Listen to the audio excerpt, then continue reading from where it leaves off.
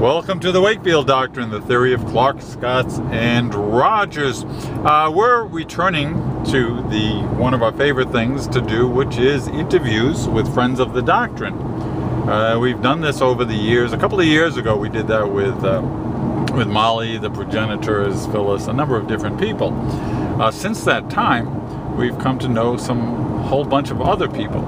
And one of the more interesting ones of those people, Zoe, has consented or agreed to or seems to be tricked into joining us today. And as I hit this car. So Zoe is a blogger, of course, among other things. And she has a blog, rewrittenredone.com. Excellent blog. I'll let her tell us a little bit about it. And she also does, within that blog, a poetry blog.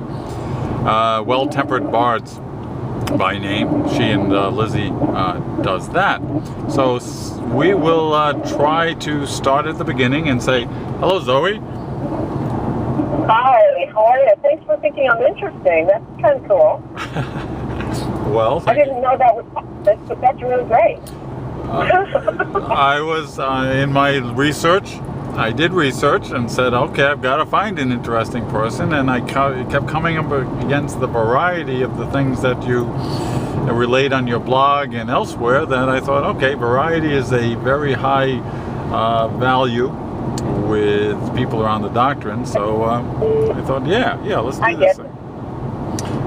Yeah, blog is a variety. You know what I've noticed with other people's blogs, like your own, well, yours has a real niche, but other people, they tend to kind of, have one style or whatever. Yep. Mine is, the only reason it's variable is because I just can't glue my head onto one thing. It's not a strength, believe me. Well, it's because I just can't figure out most of the time. On that topic, tell us a little bit about Rewritten. Well, Rewritten is a pretty variable, blog. I mean, it's got just about my musings and kind of, free associations. But it started as a blog because an editor who had wanted this book that I had written, said that I needed some sort of a format out there. I needed something out there, a platform. Mm-hmm. And I really wasn't interested in blogging at all. But then I just, Rewritten took off. And it just kind of went from there. I actually had started with a blog for my dog when my brother was ill and I was sitting in the hospital.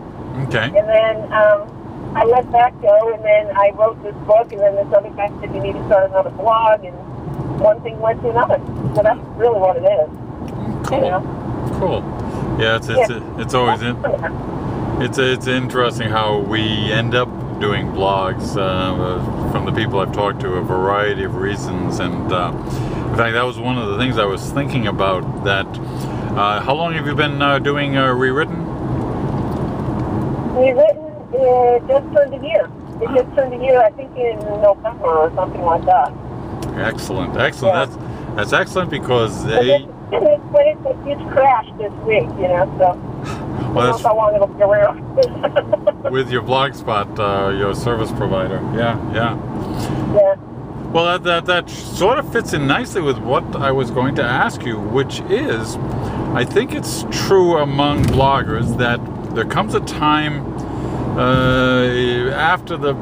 after you've gotten over the fear and novelty, but before you get real major league accepted, when you have that moment of, all right, do I really want to continue doing this thing with the blog? Yeah. Did you find yourself in the last year hitting that threshold, that hill, where you have to re-examine why you're doing it and perhaps find new reasons?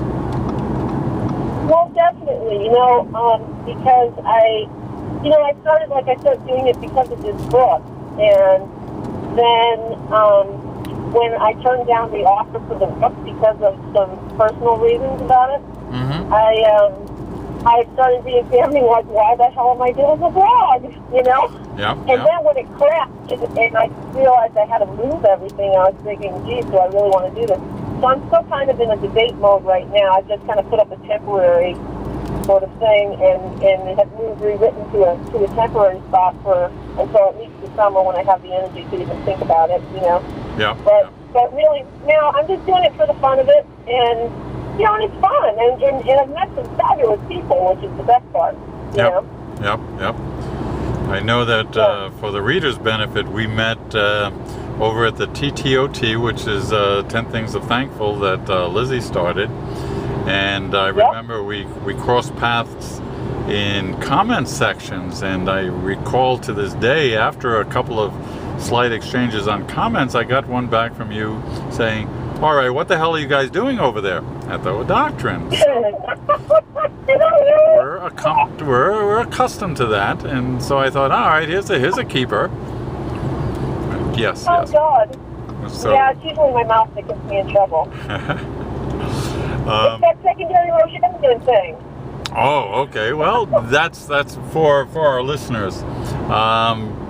We have a secret rule that says that we don't assign personality types, but I believe you are a self-professed Clark with a secondary Rogerian aspect?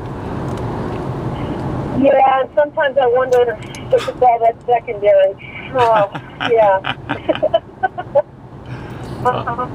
Yep. Okay. Yeah, you know what I find with this Doctrine thing of yours? No. Is, I hope you don't mind me expecting on this, but what I really find on it is how amazed I am at myself for how little I recognize myself in things until I put it to your Doctrine. And then as soon as I put it to one of these three sort of things, it's like, oh, damn. It's starting to think my life part. Caught. Yes. Yeah, I've heard that. I've heard that from people, and they say, you know, sometimes sharing the pain is a good thing, and the Doctrine kind of does that, sharing the insights, which is, for the most part, not a bad thing. But but as a Clark, and I think that we actually did predict that in early days, that most of the first people to the Doctrine would be Clarks, primarily because we, as a people, possess the kind of imagination and curiosity that allowed you to overcome the writing style and put the pieces together to get the thing, and then everything follows from that. So that was welcomed. So okay. Yep, I got this. So we're going to. Okay, you're breaking up a little bit, but this is the modern technology, and now we're going to break for a second, and we'll be back for part 2 of the interview with Zoe of Well Tempered Bards. Cut.